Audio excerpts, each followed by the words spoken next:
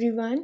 तो अब हम न्यू चैप्टर स्टार्ट करते हैं जो कि है मॉर्फोलॉजी ऑफ फ्लावरिंग प्लांट्स। सबसे पहले हमको ये समझना है कि ये मॉर्फोलॉजी का मतलब क्या होता है। ठीक है, इसके बारे में मैंने यहाँ लिखा है कि अगर आप शेप, साइज़ और स्ट्रक्चर की बात करते हो, किसके स्ट्रक्चर और किसके शेप साइज़ की बात कर रहे हैं हम, एक्सटर्नल और इंटरनल बॉडी पार्ट्स के, किसी भी ऑर्गेनिज्म के एक्सटर्नल यानी कि बाहर से जो दिखाई दे रहे हैं बॉडी पार्ट्स, और जो अंदर बॉडी पार्ट्स पड़े हैं जिसको हम देख नहीं सकते लेकिन अंदर हैं हमारी बॉडी के, उनके सिर्फ शेप, साइज़ और स्ट्रक्चर की बात करते हो, इसी को मॉर्फोलॉजी कहते हैं। लेकिन आपने बहुत जगह सुना होगा मॉर्फोलॉजी तो सिर्फ बाहरी स्ट्रक्चर्स को बोलते हैं। तो इसी के बेसिस पर मॉर्फोलॉजी के दो पार्ट्स होते हैं एक्चुअल में। एक होता है इंटरनल मॉर्फोलॉजी, एक होता है एक्सटर्नल मॉर्फोलॉजी। तो जो इंटरनल मॉर्फोलॉजी है, नेम से समझ में आ रहा है कि अगर आप इंटरनल बॉडी पार्ट्स के शेप, साइज़ और स्ट्रक्चर की बात करते हो तो वो आपका मॉर्फोलॉजी का इंटरनल वाला पार्ट हो गया, जिसको हम एनाटॉमी कहते हैं। ठीक है, और एक्सटर्नल मॉर्फोलॉजी ही हमारी एक्चुअल मॉर्फोलॉजी है, जिसमें सिर्फ हम एक्सटर्नल बॉडी पार्ट्स के शेप के बारे में, साइज़ के बारे में और स्ट्रक्चर के बारे में पढ़ाई करते हैं। ओके, नेक्स्ट हम बात करते हैं फ्लावरिंग प्लांट्स के बारे में। आपने फ्लावरिंग प्लांट्स के बारे में सुना होगा, पहले एंजियोस्पर्म और जिम्नोस्पर्म के बारे में सुना होगा। ठीक है, तो जो जिम्नोस्पर्म होते हैं इसी को हम क्या बोलते हैं, फ्लावरिंग प्लांट्स। फ्लावरिंग प्लांट्स कहने का मतलब ये ऐसे प्लांट होते हैं जो फ्लावर प्रोड्यूस कर सकते हैं। ठीक है, जिनके पास ही फ्लावर पाए जाते हैं। तो इसका मतलब इस चैप्टर के अंदर सिर्फ हम एंजियोस्पर्म के बारे में पढ़ने वाले हैं, और एंजियोस्पर्म के एक्सटर्नल जो बॉडी पार्ट्स हैं, जो एक्सटर्नल स्ट्रक्चर्स हैं, ठीक है, उनके बारे में हमको डिटेल स्टडी करनी है। आगे बढ़ने से पहले इस डायग्राम को थोड़ा कंसिडर करते हैं। सबसे पहले हमको ये वाले पार्ट को पढ़ना है जो आपका ये राइट हैंड साइड है। ठीक है, इसमें क्या समझना है हमें, इसमें ये देखना है कि यहाँ पे आपके दो सिस्टम लिखे हुए हैं, एक लिखा है रूट सिस्टम और एक लिखा है शूट सिस्टम। ठीक है, और अगर हम डायग्राम को देखें, ठीक है, तो यहाँ पे आपका रूट सिस्टम सिर्फ इतना तक का है ना, इसके नीचे तक का जो ब्राउन कलर से हाईलाइट हो रहा है। तो रूट सिस्टम जिसको आप देख सकते हो, क्योंकि इस चैप्टर के अंदर हमें सिर्फ उसी को डिस्कस करना है जिसे आप अपनी आंखों से देख सकते हो एक प्लांट की बॉडी के अंदर। तो आप हम क्या देख सकते हैं, हम तो रूट को देख सकते हैं, तो इसका मतलब हमें रूट को यहाँ पे स्टडी करना है। ठीक है, और कौन से एक्सटर्नल फीचर्स यहाँ दिख रहे हैं, दिख रहा है स्टेम, और स्टेम किसका पार्ट है, शूट सिस्टम का पार्ट है। उसके अलावा मैं यहाँ पे देखूँ तो यहाँ लिखा है लीफ, और लीफ किसका पार्ट है, शूट सिस्टम का पार्ट है। ठीक है, लीफ के बाद यहाँ क्या लिखा है, फ्लावर, तो हम फ्लावर को भी देख सकते हैं। उसके अलावा यहाँ पे देखो क्या लिखा है, फ्रूट और सीड लिखा है ना, तो फ्रूट के अंदर ही तो सीड होता है, और जब फ्लावर होता है वही कन्वर्ट हो जाता है फ्रूट में। तो ये सारी चीज़ें हमको एक प्लांट की बॉडी में दिखाई देती हैं एक्सटर्नल फीचर्स के फॉर्म में। तो इन्हीं को हमें इस पूरे चैप्टर के अंदर पढ़ना है। ठीक है, तो अब ये समझ में आना चाहिए कि जो ये रूट और शूट है, जो हम रूट शूट सिस्टम कह रहे हैं, ये कहाँ से प्रोड्यूस हो रहा है, कौन प्रोड्यूस कर रहा है, कैसे प्रोड्यूस हो रहा है। एक्चुअल में ये तो हम सीड में पढ़ेंगे बाद में। ओके, जो ये लेफ्ट हैंड साइड पे आपको डायग्राम दिख रहा है, पहले थोड़ा सा इसके बारे में पढ़ लेते हैं। ये डायग्राम है आपका सीड का। इस सीड के अंदर हमें अभी कुछ भी नहीं पढ़ना, हम आगे पढ़ेंगे इसे, लेकिन इस सीड के अंदर हमें दो चीज़ें पढ़नी है। एक लिखा हुआ है यहाँ पे रेडिकल, छोटा सा है ना, इस रेडिकल के नीचे क्या लिखा है, रूट, तो हमें इसको समझना है। और इसी के ऊपर लिखा है प्लीम्यूल, और प्लीम्यूल के नीचे क्या लिखा है, फर्स्ट लीव्स। देखो, इसका मतलब ये है कि जब आप किसी सीड को जर्मिनेट करते हो तो उसकी बॉडी में से जो रूट बनेगा वो रेडिकल से बनेगा, और उसकी बॉडी में जो भी शूट सिस्टम बनेगा वो पूरा प्लीम्यूल से बनेगा। ओके, आगे बढ़ने से पहले आपको सबसे पहले मोनोकॉट और डाइकॉट के बारे में डिफरेंशिएट पता होना चाहिए। वैसे इस टॉपिक को हम लास्ट में कवर करेंगे जब हम सीड के बारे में पढ़ेंगे, लेकिन इस चैप्टर में बहुत बार डाइकॉट, मोनोकॉट का नाम लिखा है, और तो इस वजह से हमें इसको पढ़ना पड़ेगा। एंजियोस्पर्म के दो टाइप्स होते हैं, एक होता है मोनोकॉट, एक होता है डाइकॉट। इसके अंदर क्या बना है, सिंगल लीफ लिखा हुआ है। तो जिनकी बॉडी के अंदर सिंगल लीफ होगा, कौन सी बॉडी, सीड की बॉडी में, जिनके सीड की बॉडी में सिंगल लीफ होगा उसको मोनोकॉट कह देंगे, और जिनकी सीड की बॉडी में डबल लीफ होंगे, ठीक है, दो लीव्स प्रेजेंट होंगे, उसको हम डाइकॉट कह देंगे। अगर ये वाला पार्ट समझ में नहीं आए तो नीचे वाले पार्ट को समझ लेंगे। जिनकी बॉडी में दो कॉटिलेडन होंगे उसको डाइकॉट कह दिया, और जिनकी बॉडी में सिर्फ एक ही कॉटिलेडन होगा उसको हम मोनोकॉट कह देंगे। ओके, तो हम रूट स्टार्ट करते हैं। सबसे पहले रूट की डेफिनेशन क्या लिखी है, the root is underground part of plant. Plant का जो अंडरग्राउंड पार्ट है, ज़मीन के नीचे वाला हिस्सा है, उसको रूट कहते हो। ठीक हो गया। उसके बारे में आगे क्या लिखा है, develops from elongation of radical of the embryo. Embryo क्या होता है, सीड के अंदर जो बच्चा होता है उसको एम्ब्रियो कहेंगे। उस एम्ब्रियो का जो रेडिकल है, रेडिकल मैंने बताया था ना, एक पार्ट है सीड का, तो उस रेडिकल का इलोंगेशन जब होता है, जब रेडिकल लंबा होते जाता है, बढ़ते जाता है, तो उससे ही जो डेवलप हो रहा है वो किसका हो रहा है, रूट का हो रहा है। तो रूट डेवलप होती हैं जब रेडिकल इलोंगेट होता है। और रेडिकल किसका पार्ट है? एम्ब्रियो का। किसके एम्ब्रियो का पार्ट है? सीड के एम्ब्रियो का पार्ट है। तो इसी को हम रूट बोलते हैं। अगला टॉपिक हमारे पास क्या आता है? टाइप्स ऑफ रूट, कि कितने टाइप्स के रूट्स हमारे पास पाई जाती हैं। एक होता है टैप रूट और दूसरा है एडवेंटिशियस रूट। ठीक है, एनसीईआरटी में आपने 3 टाइप देखे होंगे, टैप रूट, फाइब्रस रूट और एडवेंटिशियस रूट। अभी धीरे धीरे सब समझ में आ जाएगा। देखो टैप रूट क्या होता है, बोलता है टैप रूट को हम प्राइमरी रूट भी कह सकते हैं। प्राइमरी रूट यानी कि मेन रूट, पहला रूट। ठीक है, जो किससे डेवलप हुआ है? जो डेवलप हो रखा है फ्रॉम रेडिकल, रेडिकल से डेवलप हुआ है। ठीक हो गया। उसके बाद क्या बोलता है कि टैप रूट में या फिर प्राइमरी रूट में ब्रांचेस आ जाते हैं, लेटरल, लेटरल मतलब अगल बगल, अगल बगल ब्रांचेस आ जाती हैं जिसको हम सेकेंडरी रूट्स कहते हैं। ठीक है, फिर उस सेकेंडरी रूट्स में फिर दोबारा से ब्रांचेस आ जाती हैं और टर्जरी रूट्स बना देती हैं। फिर क्या बोलता है, ये टैप रूट मतलब primary root along with its branches, मतलब सेकेंडरी रूट्स और टर्जरी रूट्स, इन सबको मिलाकर क्या बनाता है? टैप रूट सिस्टम बनाता है। तो टैप रूट कुछ नहीं है, टैप रूट में एक प्राइमरी रूट होगा, जैसे ये एक प्राइमरी रूट है, इस प्राइमरी रूट से क्या होगा? सेकेंडरी रूट्स ऐसे बहुत सारे निकल रही होंगी। इन सेकेंडरी रूट से छोटे छोटे ऐसे टर्जरी रूट्स मिलेंगे और इस पूरे ही सिस्टम को हम टैप रूट सिस्टम कह देते हैं। और ऐसा किसके अंदर देखने को मिलेगा? डाइकॉट्स के अंदर देखने को मिलेगा। अब हम बात करते हैं एडवेंटिशियस रूट्स की। रेडिकल के अलावा किसी दूसरे पार्ट से, प्लांट के किसी दूसरे पार्ट से अगर रूट्स डेवलप होती हैं तो उनको एडवेंटिशियस रूट कहते हैं। ओके, देखो आगे हमारे पास क्या लिखा है? Roots arising from the base of stem. अगर स्टेम की बेस से, मैं इसको भी अच्छे से डायग्राम से समझाऊंगी, अगर स्टेम की बेस से रूट बन रही है, एक्चुअल में जहाँ से रूट बनती है वो होता है रेडिकल, लेकिन रेडिकल से अगर डेवलप नहीं हो रही, स्टेम के नीचे बेस से अगर रूट डेवलप हो रही है, तो ऐसे टाइप के रूट्स को हम फाइब्रस रूट कहते हैं। ठीक है, और फाइब्रस रूट में कोई प्राइमरी रूट नहीं होता। ठीक है, और एग्जाम्पल में क्या लिखा है? मोनोकॉट्स। तो यहाँ से पहला डिफरेंस आता है मोनोकॉट और डाइकॉट में, कि डाइकॉट में टैप रूट देखने को मिलती है, मोनोकॉट में फाइब्रस रूट देखने को मिलती है, और वो फाइब्रस रूट एडवेंटिशियस रूट का ही एक टाइप होता है। उसके बाद अगर हम आगे बढ़े तो लिखा है रूट्स अराइजिंग फ्रॉम लीफ। कुछ कुछ ऐसे प्लांट्स होते हैं जिनके लीफ से ही रूट निकल जाते हैं। ठीक है, और आपने देखा होगा ब्रायोफाइलम, अभी हम डायग्रामेटिक फॉर्म में इसको पढ़ेंगे। उसके बाद क्या लिखा है? Roots arising from nodes and internodes. अगर नोड्स और इंटरनोड्स से रूट्स निकल रही हैं तो उसको भी हम एडवेंटिशियस रूट के अंदर रखते हैं। एग्जाम्पल है बैंयन ट्री, मॉन्स्टेरा और ग्रास, इसके बारे में भी पढ़ेंगे। अगर मैं बोल रही हूँ नोड्स और इंटरनोड्स, तो पहले ही पता होना चाहिए कि नोड्स क्या होते हैं, इंटरनोड्स क्या होते हैं।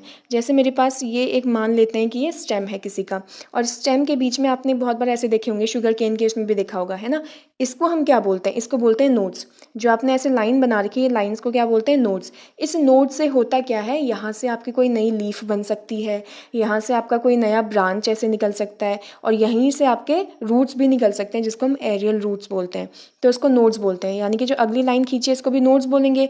और ये दो नोड के बीच का जो डिफरेंस होता है इसको हम इंटरनोड कहते हैं। दो नोड के बीच का जो डिस्टेंस होता है इसको हम इंटरनोड कहते हैं। तो अगर कोई नोड या इंटरनोड से डेवलप हो रहा है, कोई रूट वहाँ से प्रोड्यूस हो रहा है, तो उसको हम एडवेंटिशियस रूट के अंदर रखेंगे। तो देखो ये एग्जाम्पल है टैप रूट का। टैप रूट में क्या है? यहाँ क्या लिखा है? Primary root. जो आपको ये सिंगल लाइन दिख रही है ऐसे, तो ये क्या है? Primary root. इस प्राइमरी रूट से क्या बोलता है कि सेकेंडरी रूट डेवलप होती है। ये प्राइमरी रूट है, इस प्राइमरी रूट से ऐसे सेकेंडरी रूट हो रही हैं, और इस सेकेंडरी रूट से छोटे छोटे क्या बन रहे हैं? टर्जरी रूट्स बन रहे हैं। तो इस पूरे सिस्टम को जिसमें हमारे पास प्राइमरी रूट है और साथ में ये दोनों भी हैं, सेकेंडरी और टर्शरी, इस पूरे सिस्टम को हम टैप रूट सिस्टम कहते हैं। ओके, नेक्स्ट डायग्राम अगर देखते हैं तो ये है टैप रूट सिस्टम और ये है फाइब्रस सिस्टम। टैप रूट में देखो यहाँ पर ये जो है ना पूरा, ये पूरा प्राइमरी रूट है, ये प्राइमरी रूट है, और इस प्राइमरी रूट के क्या है? छोटे छोटे सेकेंडरी रूट नीचे की तरफ आ रहे हैं, तो ये सब क्या है? टैप रूट सिस्टम के अंदर आते हैं। फाइब्रस रूट में देखोगे तो ये क्या है? ये है बेस ऑफ स्टेम, स्टेम का बेस, सीधे सीधे यहाँ पर धागे के फॉर्म में, जिसको हम फाइबर्स बोलते हैं, ऐसे रूट्स निकले हुए हैं, तो इसको हम बोलते हैं फाइब्रस रूट सिस्टम, जो सीधे स्टेम के बेस से ओरिजिन होता है जिसका। ओके, अगर एक बार हम रूट्स के टाइप्स देख लें, तो अभी तक हमने टैप रूट पढ़ लिया, हमने फाइब्रस रूट पढ़ लिया। ठीक है, ये होते हैं प्रॉप रूट्स। प्रॉप रूट्स में देखो कहाँ से ओरिजिन हो रहा है इनका, एक्चुअल नीचे रूट जो है वो बेस ऑफ द स्टेम से ही हो रहा है, ठीक है, तो एडवेंटिशियस के अंदर ही है, और यहाँ पे स्टेम से भी बाहर भी रूट्स निकल रहे हैं, अंडरग्राउंड नहीं है, बाहर भी निकल रहे हैं, तो इसको प्रॉप रूट्स कह रहे हैं, और ये भी एडवेंटिशियस रूट्स हैं, ठीक है। तो ये जो पार्ट जहाँ से रूट्स निकल रहे हैं इसको नोड्स बोलते हैं, तो नोड से ही रूट्स फॉर्म हो रही हैं, डेवलप हो रही हैं, तो सब एडवेंटिशियस के अंदर आते हैं। ये तीनों एडवेंटिशियस के अंदर हैं, ठीक है। इनके फंक्शन के अकॉर्डिंग इनका अलग अलग नाम हो चुका है, किसी का फाइब्रस हो गया, किसी का प्रॉप हो गया। ओके, नेक्स्ट डायग्राम हमारे पास बैनियन ट्री का है, और बैनियन ट्री के आपके जो ये रूट्स दिख रही हैं, ठीक है, तो ये क्या है, एडवेंटिशियस रूट, और यहाँ पे क्या है, मॉन्स्टेरा, ये मॉन्स्टेरा का आपका डायग्राम है, और मॉन्स्टेरा की जो ये रूट्स आ रही हैं सारी। फिर आ जाता है यहाँ पर हमारे पास ब्रायोफाइलम, जिसके अंदर हमने क्या पढ़ा था, ये जो लीफ है, इस लीफ के छोटे छोटे क्या हैं, ये सेकेंडरी लीफ बन रहे हैं, और इस सेकेंडरी लीफ के पास क्या है, अपने खुद के रूट्स हैं, ठीक है, लीफ से ही नए रूट्स बन रहे हैं, तो ये हो गया एडवेंटिशियस रूट्स, और ये ऐसे दिखाई देते हैं एक्चुअल में। ओके, तो अगर हम फंक्शन ऑफ रूट्स की बात करें तो रूट्स के क्या क्या काम है, तो दिमाग लगाओ, रूट्स कहाँ पाई जाती हैं, सॉइल में पाई जाती हैं। अगर अभी एक बात सोचो, अगर एक ऑर्गेनिज्म को ग्रो करना है तो उसको क्या चाहिए, उसको वाटर चाहिए, हाँ या ना। तो यहाँ पर क्या होता है, प्लांट को भी अगर ग्रो करना है तो उसको क्या चाहिए, वाटर की तो ज़रूरत होगी ना। तो ये क्या करता है, अब्जॉर्प्शन ऑफ वाटर, पानी का अब्जॉर्प्शन, पानी को सोखने में हेल्प करेगा कौन, रूट हेल्प करेगा।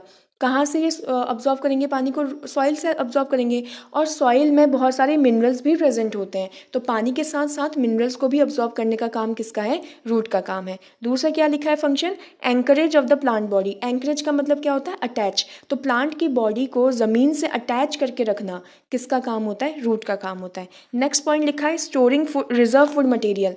अभी आपको मैंने एग्जाम्पल बताया था टैप रूट का, उसमें हमने किसका डायग्राम देखा था, कैरेट का, है ना। तो कैरेट क्या है, टैप रूट है, और कैरेट हम सब खाते हैं, यानी कि जो हम खा रहे हैं वो रूट खा रहे हैं। तो इसका मतलब किसी किसी रूट के अंदर, सभी प्लांट्स की रूट की बात नहीं कर रही हूँ मैं, किसी किसी के रूट्स के अंदर खाना स्टोर होने लग जाता है, तो इसका मतलब ये खाना स्टोर करने का काम भी तो कर ही रहा है ना, तो एक फंक्शन ये भी हो गया। उसके बाद लास्ट फंक्शन क्या लिखा है, synthesis of plant growth regulators. Regulators मतलब जो किसी चीज़ को रेगुलेट करेगा, किसे रेगुलेट करेगा, ग्रोथ को, किसके ग्रोथ को, प्लांट को। अब हमारी बॉडी के अंदर जो ग्रोथ रेगुलेटर्स हैं, जिसको हम हॉर्मोन्स कहेंगे, तो उसी तरीके से प्लांट की बॉडी के अंदर भी जो ग्रोथ रेगुलेटर्स हैं वो कुछ नहीं, वो हॉर्मोन्स ही है। तो वो हॉर्मोन्स कहाँ बनते हैं, सिंथेसिस हो रहे हैं, कहाँ बन रहे हैं, तो वो होते हैं रूट्स के अंदर। तो ये 4 फंक्शन है हमारे पास रूट्स के। ओके, आ जाओ, अब हम पढ़ते हैं region of roots. Region of roots का मतलब है रूट्स के कितने कितने पार्ट्स हैं, टाइप्स नहीं, टाइप्स हमने कवर कर लिया। अब रूट्स के हम क्या पढ़ रहे हैं, कितने कितने पार्ट्स होते हैं, ठीक है। सबसे पहले यहाँ पे क्या लिखा है, रूट कैप। रूट कैप, अगर देखो सबसे पहले हम इस वाले डायग्राम को देखें तो ये है टैप रूट का डायग्राम। इस डायग्राम में हमको क्या दिख रहा है, एक दिख रहा है प्राइमरी रूट, है ना, उस प्राइमरी रूट से सेकेंडरी रूट निकले हुए हैं, और उससे टर्शरी रूट निकले हैं। जो ये वाला पोर्शन है, इस वाले पोर्शन को इलोंगेट करके इधर डायग्राम में दिखा रखा है। तो जरा इस डायग्राम को अगर देखें तो हमको क्या दिख रहा है, सबसे पहले मुझे रूट कैप को ढूंढना है कि कहाँ है। रूट कैप क्या लिखा हुआ है, ये वाले रीजन को रूट कैप लिखा है ना, और इसका शेप ऐसे बना रखा है उन्होंने, ठीक। तो इस शेप को हम बोलते हैं थिम्बल लाइक स्ट्रक्चर, देखो यहाँ लिखा हुआ है थिम्बल लाइक स्ट्रक्चर। और रूट का जो ये वाला पार्ट होता है ना, रूट का जो ये पार्ट है इसको बेस बोलते हैं, और ये जो पार्ट होता है, जो आगे वाला पार्ट है, इसको हम बोलते हैं एपेक्स। तो ये जो रूट कैप है वो एपेक्स में प्रेजेंट है, किसके एपेक्स में, रूट के एपेक्स में। और कैसा स्ट्रक्चर होता है इसका, थिम्बल लाइक स्ट्रक्चर होता है। क्यों प्रेजेंट होता है ये, क्योंकि ये प्रोटेक्ट करता है एपिकल पार्ट को, टेंडर मतलब सॉफ्ट। तो ये एपिकल पार्ट, एपिकल मतलब ये जो आगे वाला पार्ट है रूट का, इसको प्रोटेक्ट करता है। क्यों प्रोटेक्ट करेगा, क्योंकि ये सॉइल के अंदर जा रहा है, तो सॉइल के पार्टिकल्स की वजह से रूट डैमेज ना हो जाए, तो उसको प्रोटेक्ट करने के लिए क्या होता है, रूट कैप होता है। अगर हम नेक्स्ट पार्ट की बात करें तो क्या लिखा है, रीजन ऑफ मेरिस्मेटिक एक्टिविटी, ये रहा रीजन ऑफ सेल डिवीजन। इसमें हम पढ़े क्या लिखा है, बोलता है cell of this region have the capability to divide, यानी कि यहाँ पे जितने भी सेल्स होंगे वो डिवाइड करेंगे, रिपीटेडली डिवाइड करेंगे, एक सेल से दो, दो से चार, समझ गए होंगे। तो ये रिपीटेडली डिवाइड करते रहेंगे, और डिवाइड करके अपना नंबर बढ़ाएंगे, ठीक है। और यहाँ पे एक चीज़ और सुनो, ये जो सेल्स होते हैं क्या बोला है, बहुत ही छोटे होते हैं, ठीक है। स्मॉल होने के साथ साथ इनकी वॉल क्या होती है, बहुत ही थिन होती है, इसीलिए तो इसी सेल्स को, इन सेल्स को प्रोटेक्ट करने के लिए रूट कैप होता है। उसके बाद क्या बोला है, डेंस प्रोटोप्लाज्म होता है। इतना ज़्यादा प्रोटोप्लाज्म क्यों होता है इनके पास, ताकि ये डिवाइड कर सके, आसानी से डिवाइड कर सके, इसलिए इनके पास इतना सारा प्रोटोप्लाज्म होता है। अब इस सेल से जब हम ऊपर जाते हैं तो यहाँ लिखा है रीजन ऑफ इलोंगेशन, क्योंकि यहाँ पे जो भी सेल्स होते हैं अब वो डिवाइड नहीं होंगे, अब वो अपने साइज़ को बढ़ाएंगे। तो सेल्स यहाँ इलोंगेट हो जाते हैं, इनलार्ज हो जाते हैं। सेल्स क्या करेंगे, अपने साइज़ को बढ़ाएंगे, जो कहाँ से आए होंगे, जो सेल डिवीजन जो नीचे मेरिस्टेमेटिक वाले पार्ट से आए होंगे। उसके बाद ये किसके लिए रिस्पॉन्सिबल है, अगर ये अपने साइज़ को बढ़ा रहे हैं, अगर आपका साइज़ बढ़ रहा है तो हम क्या बोलेंगे कि आप ग्रो कर रहे हो, आपकी लेंथ बढ़ रही है। उसी तरीके से ये जो रीजन ऑफ इलोंगेशन है, यहाँ पर सेल का साइज़ इंक्रीज होता है, जिसकी वजह से रूट क्या है, ग्रो करता है लेंथ में। उसके बाद यहाँ से कुछ सेल्स ऊपर की तरफ मूव करते जाएंगे और वो पहुँच जाएंगे रीजन ऑफ मैच्यूरेशन में। अब मैच्यूरेशन से समझ में आता है कि यहाँ पे जितने भी सेल्स होंगे वो डिफ्रेंशिएट होंगे और अपने आप को कन्वर्ट कर लेंगे मैच्योर्ड सेल्स में। यहाँ पे होगा क्या, इनकी ये जो सेल्स है, कौन से सेल्स, जो मैच्योर्ड सेल्स हैं, इनकी जो एपिडर्मल लेयर होती है, बाहर की लेयर, वहाँ से बहुत ही पतली रूट लाइक स्ट्रक्चर्स निकलेंगे और बहुत ही डेलिकेट होती हैं, बहुत ही थिन होती हैं, डेलिकेट होती हैं। रूट लाइक स्ट्रक्चर्स बोल दो, या फिर सॉरी रूट लाइक के थ्रेड लाइक स्ट्रक्चर्स बोल दो। तो ये जो धागे की तरह स्ट्रक्चर्स दिखाई देते हैं, इनको हम बोलते हैं रूट हेयर्स, जो यहाँ लिखा है। तो इसका मतलब है कि रूट हेयर सिर्फ और सिर्फ रीजन ऑफ मैच्यूरेशन में पाई जाती हैं, ये बहुत ही पतली होती हैं, और इस रीजन ऑफ मैच्यूरेशन में जो मैच्योर्ड सेल्स होते हैं उनके एपिडर्मिस से ये बनती हैं, ठीक है। और ये रूट सेल्स का काम, ये रूट हेयर का काम क्या है, यहाँ लिखा है which absorbs water and mineral from the soil. इसका मतलब थोड़ी देर पहले जो हमने फंक्शन ऑफ सॉइल में पढ़ा था कि ये सॉइल से वाटर और मिनरल को अब्जॉर्ब करता है, एक्चुअल में रूट हेयर ही हेल्प करती हैं वाटर और मिनरल्स को सॉइल से अब्जॉर्ब करने में। ओके, जो नेक्स्ट टॉपिक हमको पढ़ना है that is modification of root.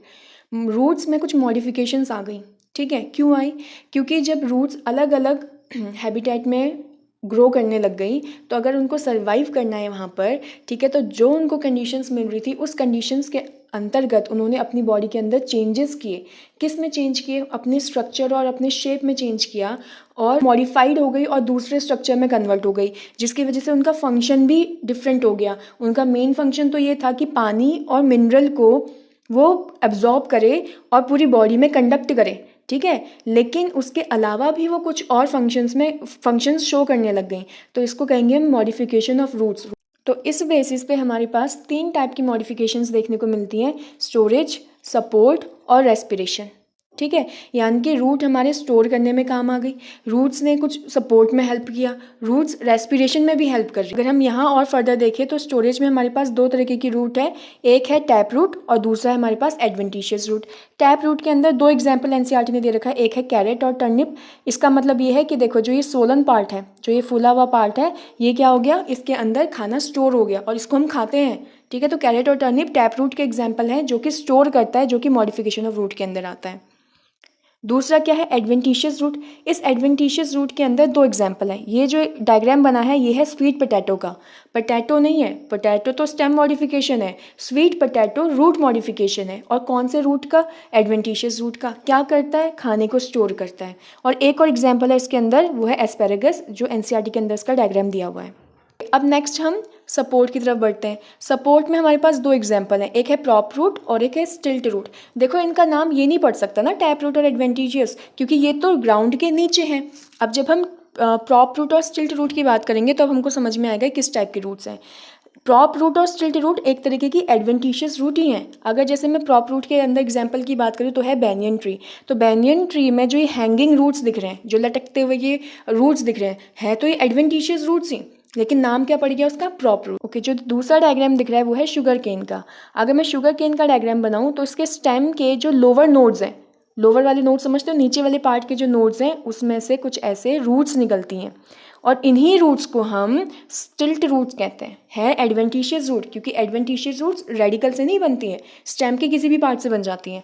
तो ये कहाँ से बन रही है, ये बन रही है नोड्स से और स्टेम के लोअर वाले नोड से, तो इसको बोलते हैं स्टिल्ट रूट। ये शुगर केन के अंदर देखने को भी मिलेगा, साथ में मेज़ के अंदर भी देखने को मिलेगा। ओके, तब हम बात करते हैं रेस्पिरेशन के लिए। तो अब रूट्स ऐसे रूट्स में कन्वर्ट हो गई जिसको हम बोलते हैं न्यूमेटोफोर्स, जो किस में हेल्प करेंगे, रेस्पिरेशन में हेल्प करेंगे। रेस्पिरेशन का मतलब क्या है कि ऑक्सीजन लेने के लिए ठीक है, ऑक्सीजन लेने के लिए हेल्प करेंगे। तो इसी वजह से न्यूमेटोफोर्स को ब्रीदिंग रूट्स भी कहते हैं। अब देखो ये किन के अंदर पाया जाएगा, ये जनरली उन प्लांट्स के अंदर पाया जाता है जो दलदली इलाकों में रहते हैं, स्वैम्पी एरियाज़ में रहते हैं। दलदली इलाकों में रहने की वजह से क्या होता है, ये जो प्लांट की रूट्स होती है, अगर डायग्राम क्लियर दिख रहा हो तो ये रूट्स ग्राउंड से बाहर आ जाती हैं और वर्टिकली अपवर्ड डायरेक्शन में ग्रो करती हैं, यानी कि ऊपर की तरफ ऐसे ये ग्रो करेंगी। तो इन्हीं रूट्स को हम न्यूमेटोफोर्स कहते हैं और इसके एग्जाम्पल में होता है हमारे पास राइजोफोरा।